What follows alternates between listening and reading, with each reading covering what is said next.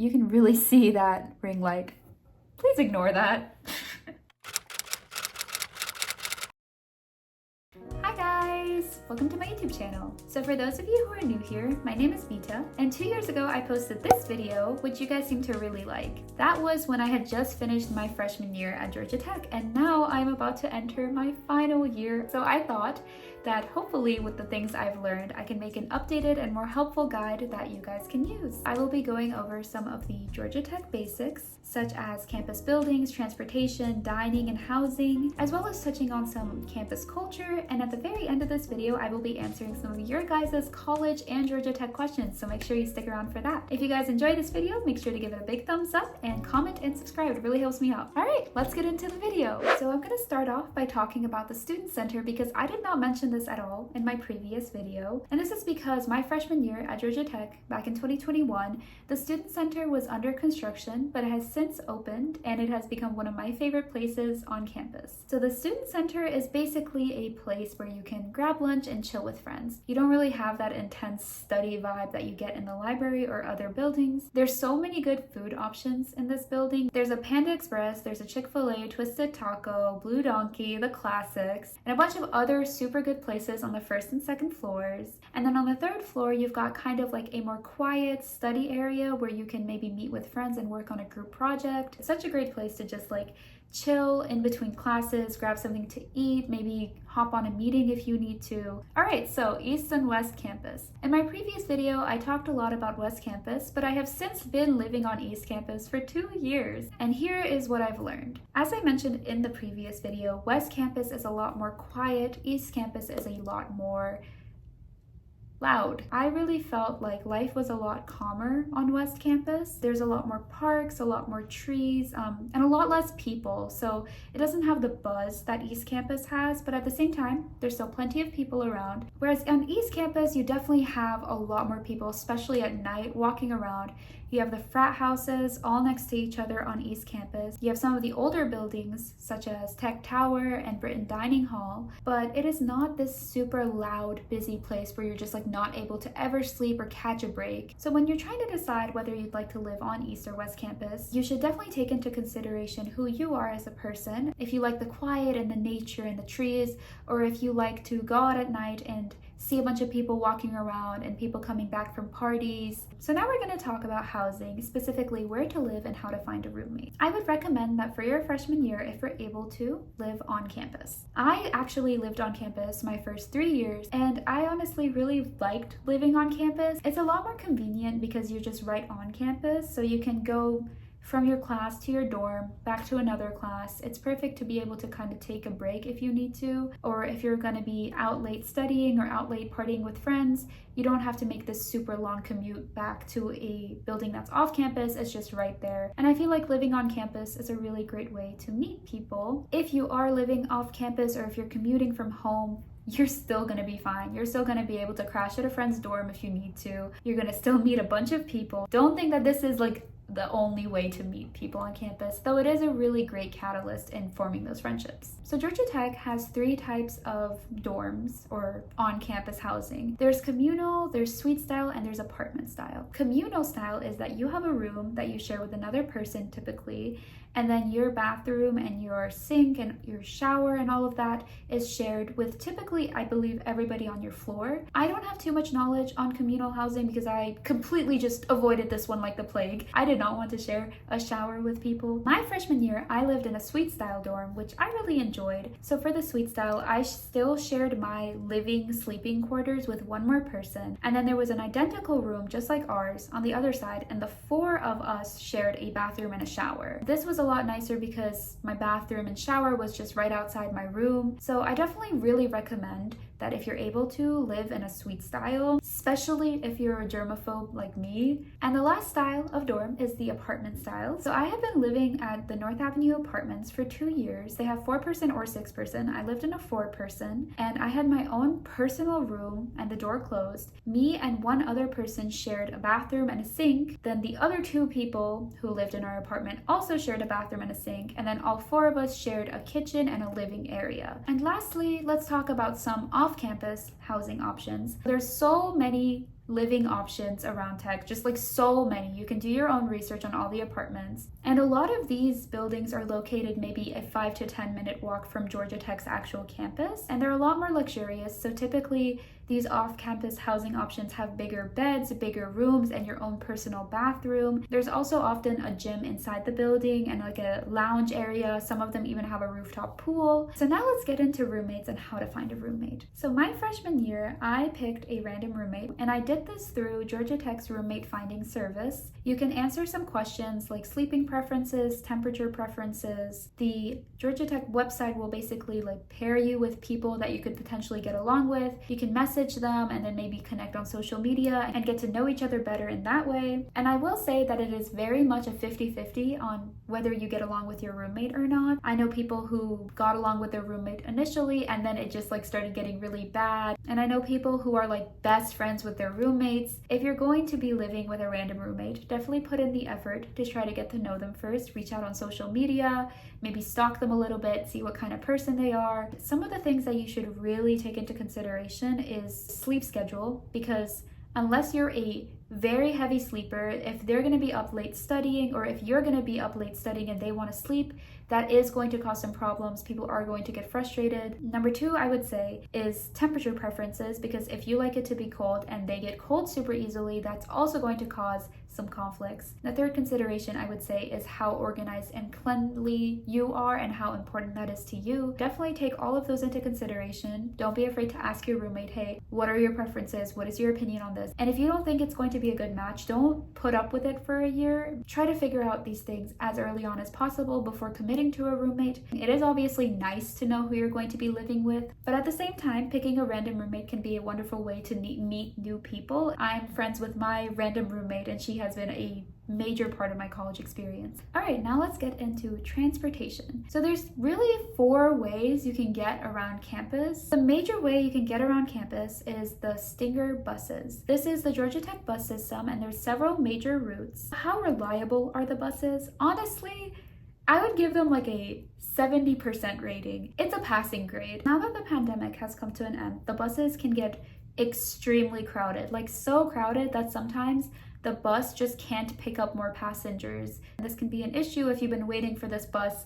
It arrives at your station and it's like, I can't take anyone else in, like the bus is full. So I feel like Georgia Tech can definitely put more buses into circulation and have them running a lot faster so that these issues of overcrowding or being late to class don't occur as often as they do. Another point about the buses is that they were remodeled after my freshman year. So when you do go on the bus, it's kind of like you're going on the subway where the seats are lined on either side of the bus and you're kind of just facing the person in front of you. I'm assuming they did this to fit more people on the bus. I don't really know how much it increased the capacity, and it's just like really uncomfortable because once the bus gets crowded, it's like people standing in the middle are like all up in your face.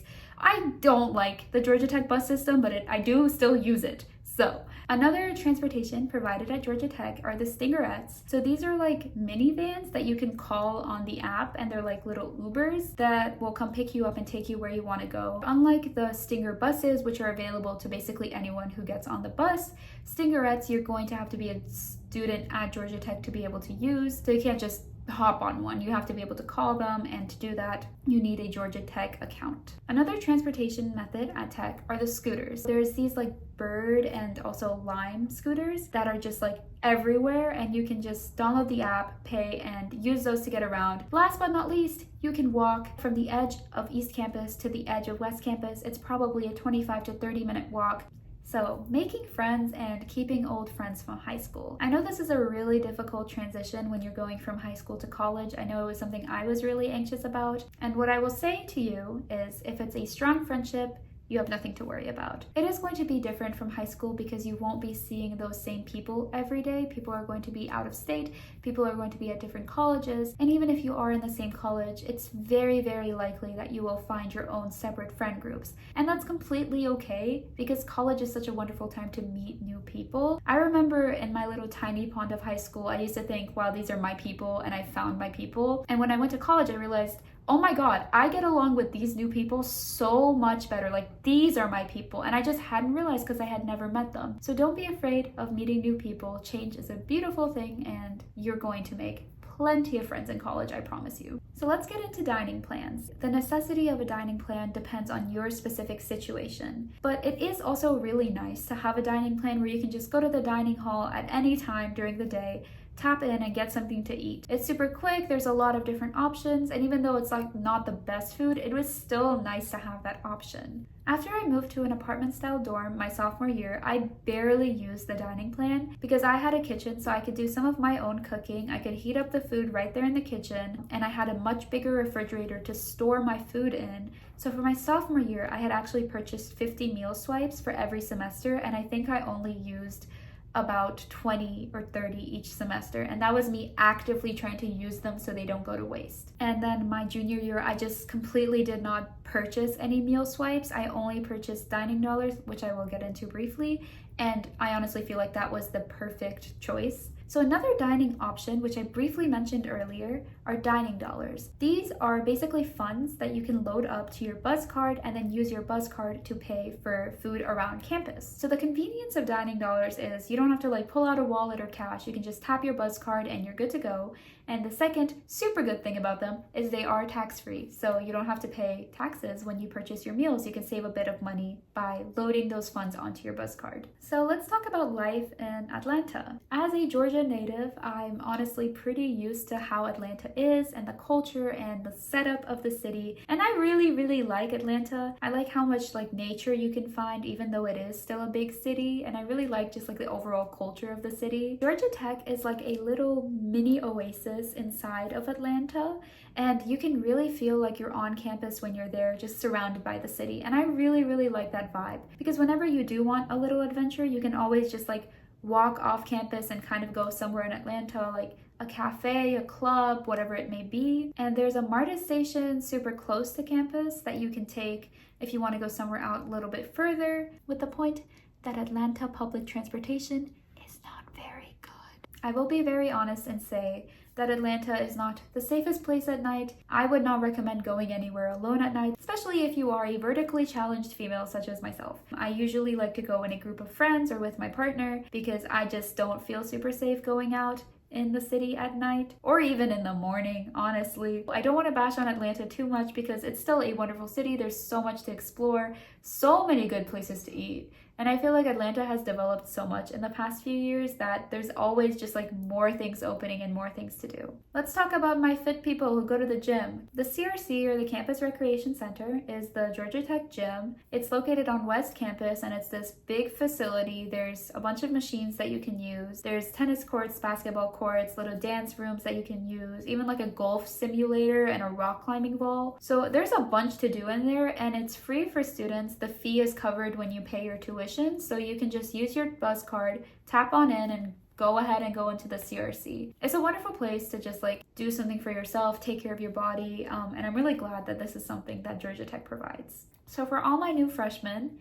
registration at college is very different from how it works in high school. You have to register for your classes, and I know that can be a little bit stressful, especially if it's your first time doing something like this. So to my freshmen out there, do not worry. When you do orientation at Georgia Tech, you sit down with someone who will help you and walk you through all of that. Now the truth is, you're probably not going to get your ideal schedule, but I promise it will still be better than whatever you had to go through in high school.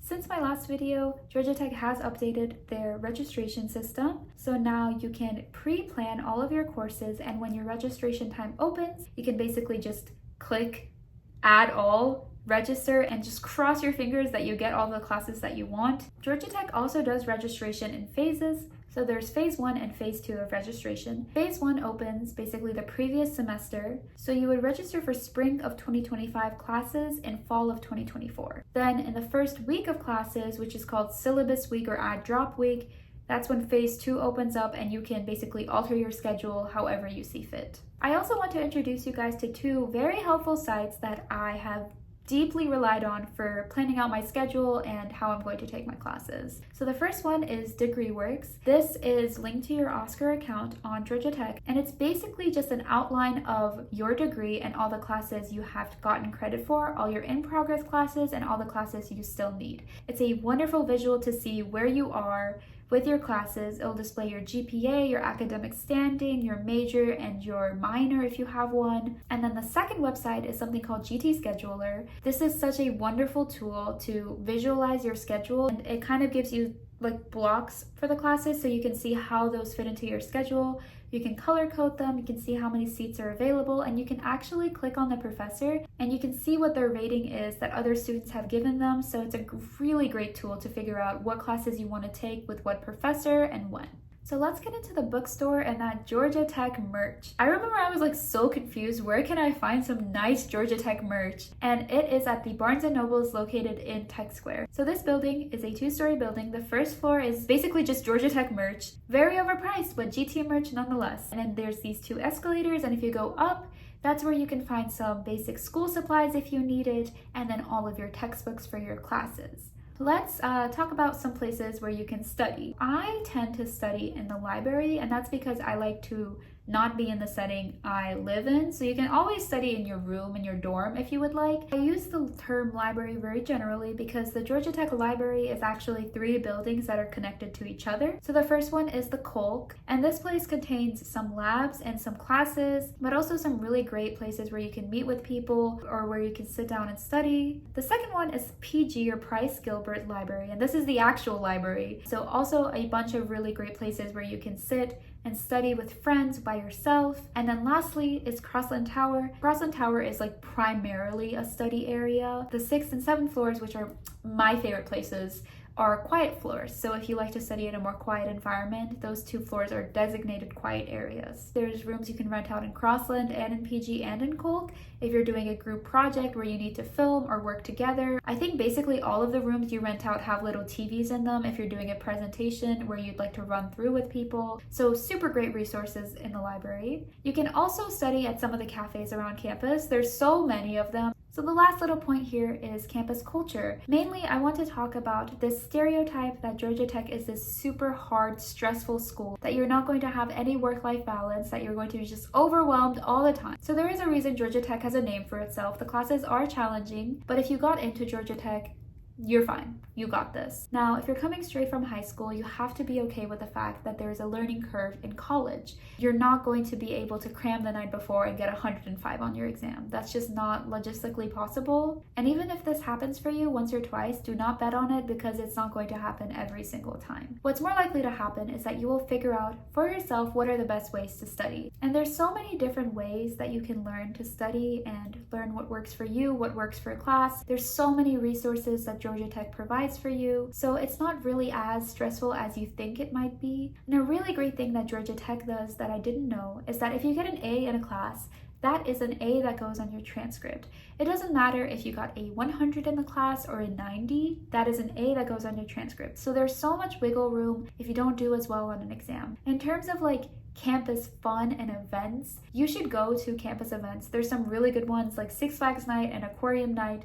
I recommend going to these because they're really fun, especially if you have a friend group to go with, and you get discounted tickets, so like why not? And also just like go to campus events, try to join some clubs, try to meet some new people. You will have such a better experience in college, I promise you, if you put yourself out there. And I will say that some of the most wonderful people I have met in my life, I met at Georgia Tech. Alright, so that was all the tips I had, but now let's get into some of your guys' questions that you've been asking me. So the first question I got was, how much is tuition? I don't want to give you guys a number because tuition actually just depends on a couple different factors. So the first factor is how many credit hours you're registered for. The more credit hours you're registered for, the more expensive your tuition will be. And the second factor is whether you're in state or out of state. I believe that for basically every college out there, out-of-state tuition is more expensive than in-state tuition. There's different scholarships you can apply for, and if you're in-state, you may apply for Hope and Zell, which will basically cover all of your tuition. So I will share my numbers with you. I've been lucky enough that throughout college, I've had the Zell Miller Scholarship, which has covered 100% of my tuition. My tuition was typically between $5,000 to $6,000 per semester. On top of that, there are fees you're going to have to pay to the school, which come to about $770 per semester. And if you're living on campus or if you have a dining plan, those costs also go on top of that. I also got this question asking